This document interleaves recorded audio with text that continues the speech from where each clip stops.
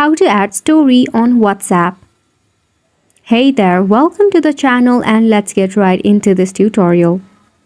To add a story on your WhatsApp, it is very simple. Start off by launching your WhatsApp application in your device. Now make sure you have connected an account in your WhatsApp.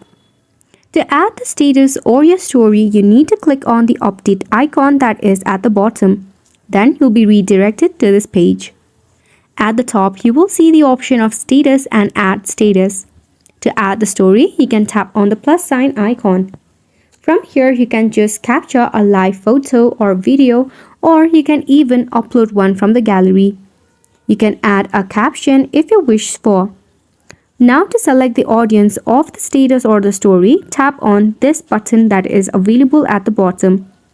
If you click on it, you can add it as your close friends or you can exclude some of them as well.